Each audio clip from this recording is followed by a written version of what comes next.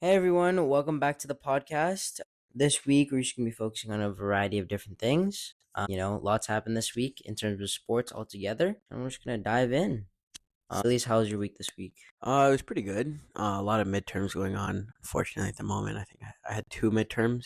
One for behavior organizations and one for stats. So just kind of swamped a little bit with work. And got to watch a little bit of NHL, a little bit of Oilers playing. Currently getting beat pretty bad in fantasy, so that's not fun in both leagues, not just in one. Yeah, I'm in a similar boat. Yeah, fantasy wise. Well, you're in 3 leagues. Yeah, I'm in You're 3 just leagues. crazy.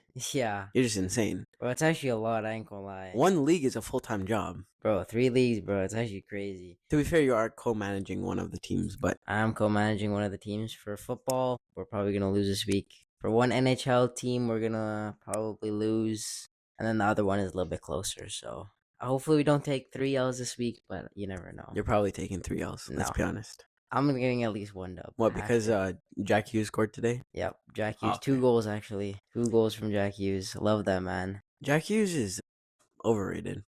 He's not. Yes, he is. What? That's actually a crazy comment.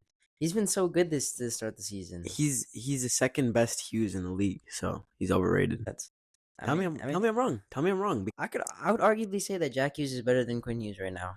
That's a joke. No, You're it's joking. not. You're joking. Quinn Hughes hasn't been that nice to start the season. Quinn Hughes has proved himself time and time again as an undersized defenseman that he's good at hockey and arguably better than Jack. Like Jack, let's be honest, like a forward's job isn't as hard as a defenseman's job. Yeah, okay, I agree with you, but at the same time, currently Jack is playing better than Quinn. Yeah, but I'm talking about as a whole. Yeah, okay, I'd rather have Quinn over Jack. Yeah, no, I would agree with you there. Okay, I'd well rather then- have Quinn Hughes on my team than Then Jack there's no Hughes. debate. I'm just right. But you're not. You're absolutely not. You're saying Jack Hughes is overrated. That's a crazy comment. I don't think it's. I think if anything, he's underrated. he's not underrated. He's living in the shadow of his older brother, and he's coming out on top. There's no shadow. There's no shadow. There's just he's too single-handedly much hype. He's single-handedly carrying these New Jersey Devils to consistent wins. It's not him. Who else is helping them? It's Timo Meyer. Timo Meyer. Yeah, You're San only Jose saying- Shark himself. You're only saying that because he's on your fantasy. No, team. I'm not. And also, like, they have help in the back. Like, Nico Heischer. Should we pull up the stats for this Palat? year so far? Palat. A lot. But you could have said anyone. Jesper Brett, Also, Hamilton. Also, no, I don't. I'm not high on Dougie Hamilton, to be honest. I think his time has come. His time has come. Well, you're eating your words right now No, because I'm not eating my I words. believe if I'm just gonna check right now. I believe it was 2 days ago when they versed the Sharks. Dougie Hamilton had 2 goals. Yeah. Sorry, 2 goals plus an assist. So he had a point on every single. And I'm not saying that he can go off every so often, but in the long-term plan of the New Jersey Devils, is he included? No. Well, their long-term plan is right now. So I believe they're gonna make a deep playoff run this year. Yeah, but there's people who are gonna replace Dougie. Yeah, I agree. But You know who his name is? right It's now? another Hughes brother. His name's Luke. That's who's replacing Dougie. And Nemec. And Simon Hughes is Nemec. better than Dougie. Yeah, Hughes has to prove himself a little bit more. I'm just basing off the facts, and the facts are what I see, and what I see is that Hughes is better than Dougie. There's a reason. Currently. There's a reason. Are you saying currently or like maybe in the future? I'm saying halfway through the season. Halfway through the season. Halfway through the season. You think Luke Hughes is gonna be better than Dougie Hamilton? There's a reason why Luke Hughes was getting more PP1 minutes than Dougie last year. Okay, that's a fair statement. There's a reason. I don't know the exact. And Luke timing Hughes has behind become a better defender. Dougie Hamilton's defensive metrics, from what I remember, aren't amazing. They're good, not amazing. I mean, he did have a. You're not gonna put him with the likes of Victor Hedman or Victor Hedman is a god, bro. or even Bouchard, for example. Are we serious? We're really. Okay, no, okay. Let's move away from this New Jersey topic. Let's get into the Oilers. Okay, The Oilers suck. They do, but it's October, so it's to be expected. I mean, we talked about it in the last podcast. Okay, the Oilers, yeah, they have their October stint as per usual. Bouchard sucks. No, I don't care what you say. That I'm- contract is looking horrible right now. I'm dying on the hill that it's not his fault. He's a product. He's a product of the situation, and the situation's The name. situation- The situation's name is Stuart Skinner. Because no. It is not No, okay. because I'm gonna be honest. Like as much as I want to get Skinner out of the net as much as possible. The last couple of games has been on the defense, I don't think so. especially the Seattle game. I Especially the Seattle I game. know I know I didn't watch it completely. And Pickard was in net for that game as well, wasn't? Oh no, wait, was it Skinner? Skinner was in net yesterday. Pickard was Was? in net the Oh, game Pickard's before. gonna be in net for today. Yes, against Vancouver and Thatcher Demko, the guy who just decides to erupt against us. No, okay, I know I didn't watch the game yesterday, but I did watch the highlights. And Bouchard is getting blamed because he is a product of the system that is the Edmonton Oilers. And yes, maybe doesn't have complete awareness on when to pinch. Maybe that's So, the case. No, can you Yeah, just no, let me finish? I'll let you Just let finish me because then I'm gonna absolutely blow your statements out. But no, actually, no, I'm gonna let you finish. I'm gonna let you finish. But the problem is that it's not just Bouchard. It's not Bouchard's fault that Draisaitl can't make a crisp pass and turns it over. It's not Bouchard's fault that Ekholm just puts it out into open space. And then when he goes to pinch, yeah, there's nobody back, but the bad pass was made by Ekholm. And it's not Bouchard's fault that every time there's a 2-on-1 and Bouchard takes the puck and the puck is passed over, that Stuart Skinner can make a good save. Okay, well, I think let's just start at Ekholm and Draisaitl. I understand some of their passes weren't amazing. Obviously, the team is struggling. It is October. At least the Crystal 8 turnovers for Seattle to go down odd man rush. Yeah, no, I would agree with a little bit of that. And then Skinner, we know he can't make a save. So no matter what, we should never expect him to make a save. And I'm gonna say this time and time again. He needs to get out of the net, and he should get out of the net. If you're putting him in net, you're expecting. What is the goalie's only job, Eshan? Well, To make a save. also to play the puck when the puck is in front of you. So here we go. Like we know that Skinner can't do his job completely, but That doesn't mean I can't expect him to make a couple of saves a game. I've seen him in and the he did playoffs. he made 20 saves last game. Bro, 20 saves is not enough. No, I agree. He should have a 9, and he could consistently have a 9. But I don't care what you say about Bouchard. Can I read his stats for the last game? Okay, let's go into like the stuff that was good. He had 1 goal on the power play. Yeah. One goal. First goal of the season. What He did McDavid have? 0 goals. He had 0 3 points. shots on goal. He had 3 shots on Three goal shots on goal. and 1 block. Overall, very good performance by offensive And defenseman. let me guess, you're gonna read his plus minus now. Let's move on to the worst stats. Plus minus. So you would think, like obviously the power play goal doesn't affect his plus minus. No. -3. So he should be a minus. He was on for every single goal against. So he should be a -2. No. Okay, well, let me finish. We're not. He had 2 penalty minutes as well. He took a penalty. Okay. McDavid took actually, yeah, I think McDavid did take a penalty yesterday, right? Let me see. He did not. What was the penalty for though? Let me see. Hooking. Okay, so it was probably stopping a good opportunity. Probably stopping a good opportunity. So maybe a good penalty to take. Did they score on the penalty? No, because Bouchard would have been on. He was off. Yeah, but the plus minus doesn't count towards penalty. Yeah, I know, but he was -3 for Okay, every so single goal. So they didn't score on the he penalty. took an inconsequential penalty. Yeah. Okay. All right. 3 giveaways. It's so bound- it's bound you to could, happen. You could, It's you bound could, to happen. no, but you could arguably say every single goal that Seattle scored was a giveaway from Bouchard. I feel like you're not doing him justice by saying that.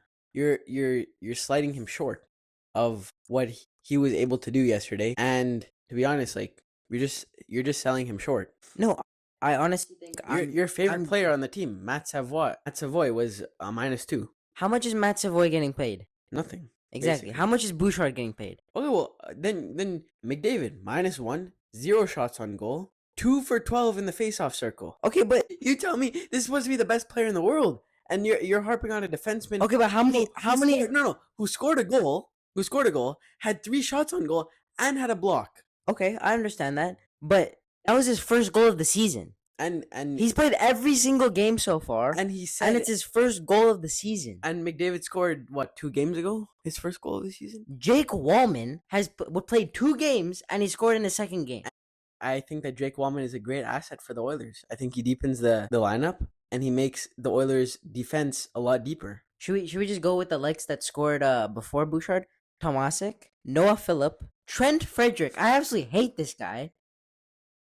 Adam Henrique. And you know who scored in the same game? Wait, was it before or after? No, it was after. It was after. Same game. First goal of the season as well. Darnell Nurse. Do you know how to put that level of disrespect that the No, pilot? I'm gonna put as much disrespect on his name because you know what's crazy right now? You know what's absolutely mental? Darnell Nurse has more points than Bouchard. It's 2 more points. I I arguably said this. Bouchard has had so far a much worse season than Darnell Nurse has. I don't think that's true. He's a -10. He has 4 penalty minutes. He has more time on ice. He has gotta more have- giveaways than he does take. Much more. And then we go to Nurse's stats where he has more points. He has a much better plus minus, only -2. He has a little bit less time on ice. He has less shots on goals, but he has much more blocks. He's first in the league, I believe, for blocks. And Should we fact check that right now? I am pulling it up right now, and he has 29. He is first in the league. Okay. Yeah. But is he a product of just getting those first line minutes because Wallman was out and because like Nurse didn't play on the first line. no, but like getting extended minutes because Wallman wasn't out. Because Wallman was out, sorry. No, but Nurse is always going to be on that second line. Yeah, but I think that there's a little bit less like prowess on that second line when Wallman is not there. I would arguably say that he probably got less time because Wallman wasn't there. I can't agree with you there. Just because of the fact that Wallman brings that extra offensive and defensive. I think Wallman's our best defenseman right now. But I don't think that's crazy to say. and But his money's looking okay. You seem to want to glaze Nurse, so I'll glaze him if he's getting paid less than Bouchard and he's still doing better. he's a pylon. He is. So what does that say about Bouchard? Bouchard is better. There's nothing around it, bro.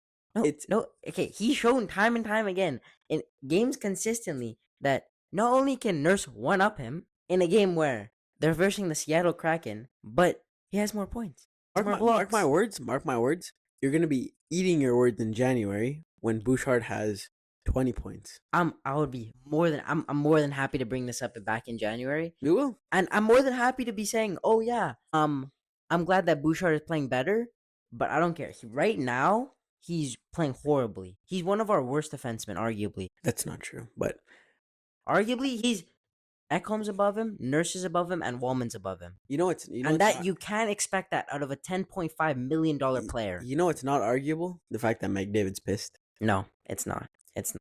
The problem is I'd like to say, oh, you know, like I understand what he's feeling, but then yesterday he puts up that insane stat line of nothing. Yeah, like, and I wasn't watching the game, so I don't know if it was that they were just locking him up or I just think like he's like honestly, I'm gonna call him out a little bit here, but just he says he wants to shoot more this year. And consistently, like, I don't know where he's thinking, probably most likely 5-on-5, because whenever I see him on the power play, even like when there was the dying seconds left of the game and the Oilers were trying to find that game-tying goal, he wasn't looking to shoot. He was always looking to pass. And like the thing that like makes like players like McKinnon like do so well right now, even like Eichel's doing amazing right now. Larkin's doing amazing right now. McKinnon.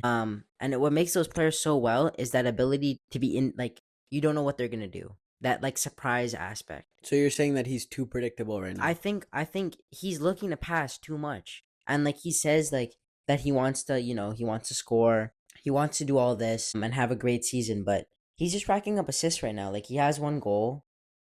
He hasn't really. I want him to listen to the podcast. Yeah, I really do because like okay, I understand. Obviously, like, hockey is a very difficult sport, and he has a lot of pressure on him, but at some point, like, shoot the puck. Like, please, like, learn from, like, the likes of Austin Matthews, who has, like, 8 shots a game because he's an absolute fiend to score. But I don't think I think there's, like, good opportunities to shoot, though, and there's also bad opportunities to shoot. Yeah, like, I understand he's a smart, but I honestly think I want him to get as, like, shots on net because that's, like, a way to, like, it's a way to, like, it's a way to test how you're feeling that night because, like, even if you have that ability to get one shot on net, if your shot feels good, because if you're not getting any shots, you're not really testing it, And I agree with you to an extent. I think that when similar to like in basketball, you know how shooters are also playmakers sometimes. They are, and when you make a couple 3-pointers in a row, it really opens up your opportunities because then defenders are willing to bite on a pump fake. Exactly. And so I think if McDavid is able to score more efficiently and more productively and more frequently, he's able to fake shots a little bit better and open up a little bit more Yeah, and stuff, and then dish out the puck I and do think what he wants to do. yeah, like I agree with you. Like a couple years ago, what made that power play so nasty was that ability of everyone being a threat. Yeah, And I feel like right now McDavid is just the disher. Like he's gonna pass, and like if he has that like those games where he's constantly like he can score and he can rip it. Like we know he can. It opens up that lane for what was working so well a couple of years ago. Was just that pass across the dry cycle. Because as much as goalies want to overcommit to Draisaitl eventually, you don't know if McDavid's going to shoot that. You don't. But right now, you know that he's not going to. He's looking for Bouchard. He's looking for Nuge. He's looking for Tomasek. He's looking for Dry. He's not looking to shoot the puck. And I want him to do that more.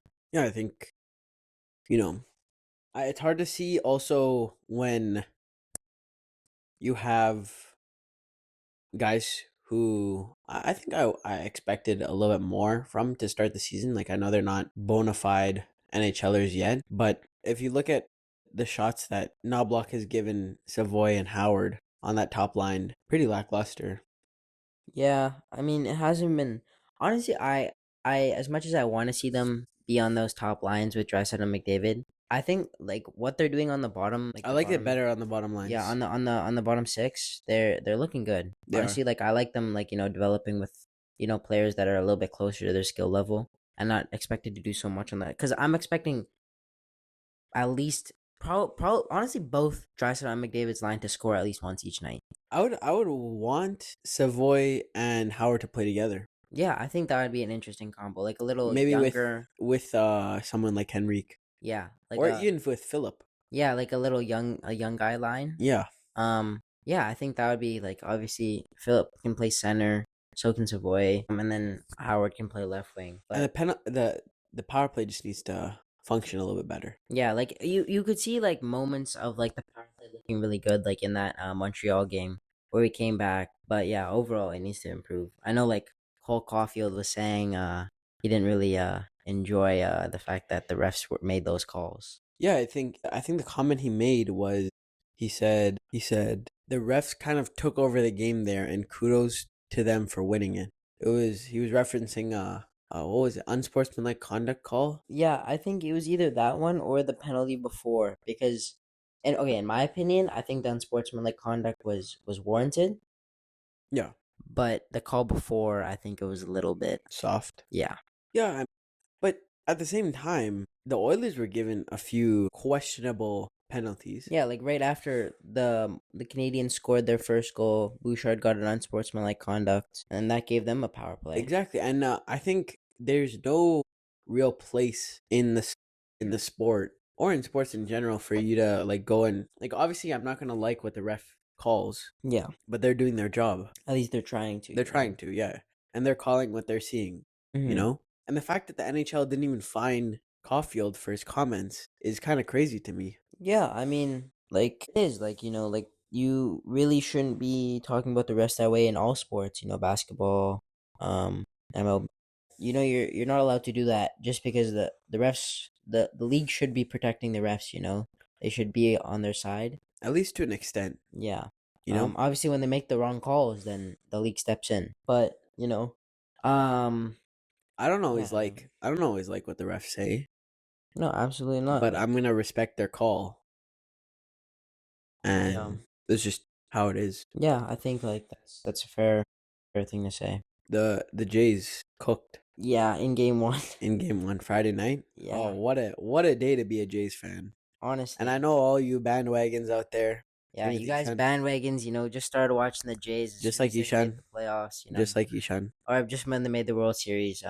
See the likes of like me and Ilyas, we've been Jays fans since day one. I have I'm man enough to admit that I have not been a Jays fan since day one. I have been watching them since last year and supporting them since last year. One of my boys who's a big Jays fan put me on, but the man sitting across from me, Ishan Kirhani, has not been, And like and he hopped on the Jays train. a lot of bandwagons, have been hopping on as soon as they got to the World Series. But I'm proud to say that as soon as they started playing the Yankees, I was there. I was watching a couple games with Ilyas. Obviously, I didn't watch all of them. I think bandwagons are just a part of sports, though. No, it is, and it's fun to see. Like how much people start caring about a team that they just want to be a part of something. They just want to be a part of it. And I'm speaking from experience here. I want to be a part of this Toronto Blue Jays. Hopefully, step into glory. But it's nice to see. Like also like I feel like it brings a lot of like hope into like a sport. For example, like I've learned more and more about the Blue Jays than I have in like all my entire life over the past like 3 weeks. And I'm sure most Canadians who are watching the Blue Jays have as well. Yeah, no, and I've seen like so many clips about just like how like so many people are hopping on the bandwagon and like like the switch ups people have. Like I think to some extent, this will spark more people to start supporting the Blue Jays and such. Similar to how it was when the Canucks made the playoffs 2 years ago. Or when the Raptors won the championship. I feel like that's more of a because I think that's what's so special about sports. It is. It brings people together. It's a cultural thing. You know what I mean? Mm-hmm. And you see it like in Latin American countries with like football or soccer. You see it with the communities in like NFL, like tailgating and stuff like that. And you also saw it a lot this year with Four Nations. Yeah. Honestly, like that rivalry between the US and Canada was huge. Which will just be again brought back up when Olympics start in February. Yeah, no, that like I don't know, it was just like it was interesting to see. Like obviously like some people, they get angry with like people starting to support the team that they've been a part of since day one, but I don't know, I feel like, like at some point you just have to like be like, okay, they want to support my team now, I'm happy to have them, like Yeah. Honestly, like you can't really do anything about it. No, you can't. I mean, I welcome the bandwagoners. I don't think that you can claim that you're a fan if you've just hopped on the bandwagon. I would agree the World with that. Series, but you know what? The more support they have, I feel like can go a long way. Yeah, no, for sure. And the Jays they're looking good. I know they lost last night. Shiobo, is that how you pronounce it? Yoshibo Yamamoto. No, it's not Yoshibo. It's I think it's Yoshiobo. Let me check. Anyways. Okay. As much as like I haven't been like he's insane. He is. As much as I haven't been insane. Watching baseball and stuff. There's this app that me and Ilyas both use. It's called Reel. If you want to sponsor the podcast, you're more than welcome to. Yeah, there's like it's like an app where you can just like buy like players and like just like they make this currency. But like I bought a couple Blue Jays players and like Dodgers players over the last couple years, and he's been cooking for me. Holy, like oh my god! Is it Yoshiobo? Yoshinobu. Okay. Yoshinobu Yamamoto. Yoshinobu. Apparently, he was in Japan. He was cooking in Japan in the Japanese baseball leagues. He won an MVP, and then do you know what the Cy Young is? No. Okay, it's like the best pitcher in baseball.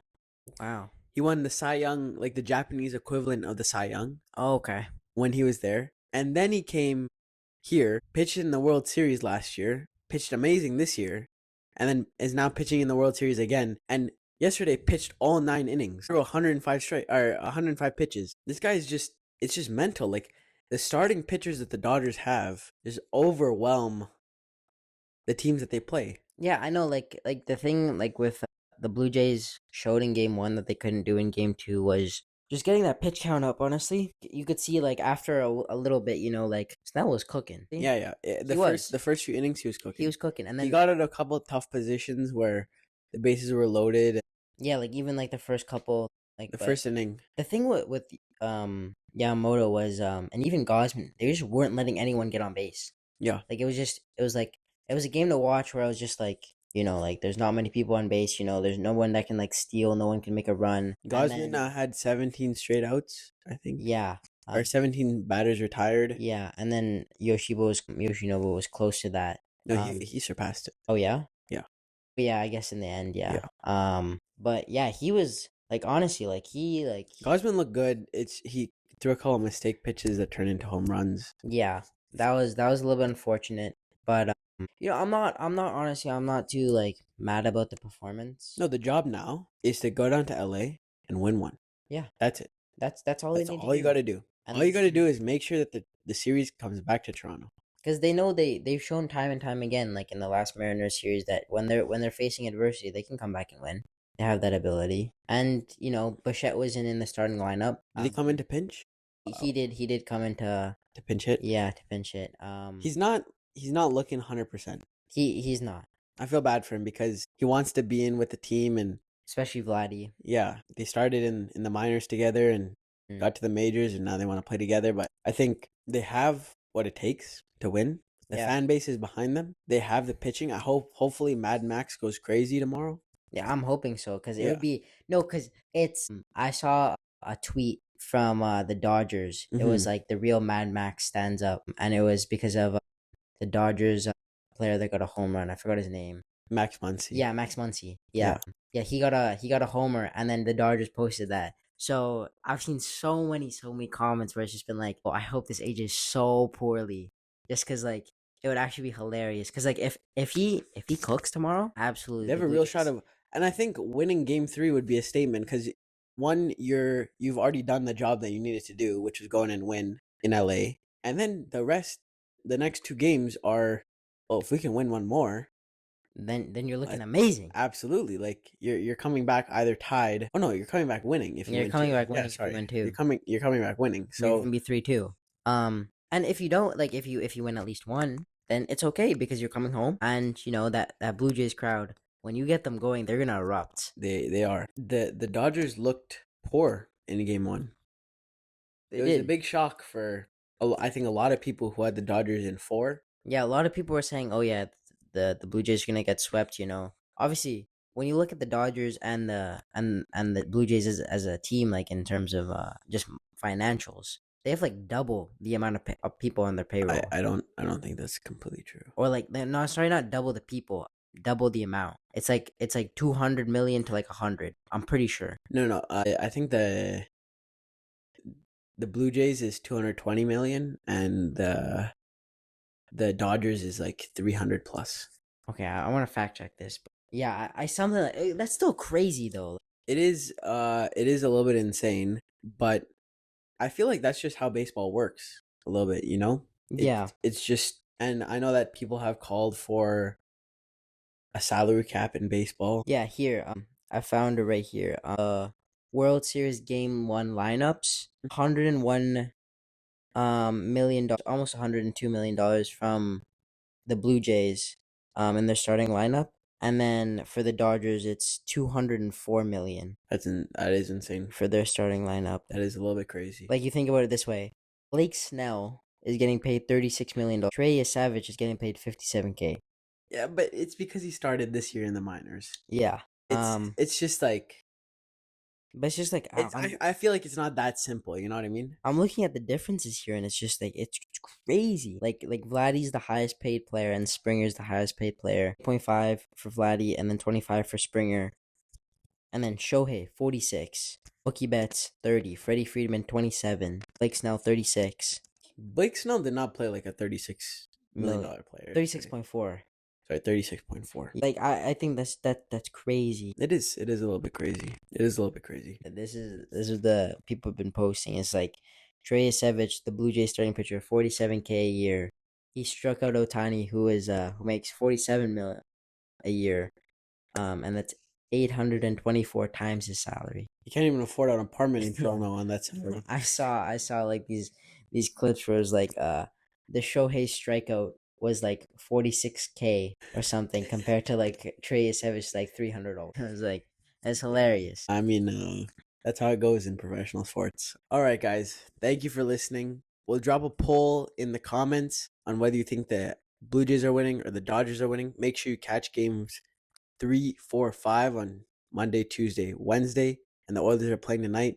Absolutely going to wipe the floor with the Canucks. But other than that, we will catch you guys next week. Leave any comments you have, and make sure you go follow at Brothers in the Box on Instagram for some shorts and some behind the scenes content coming soon. Yes, sir.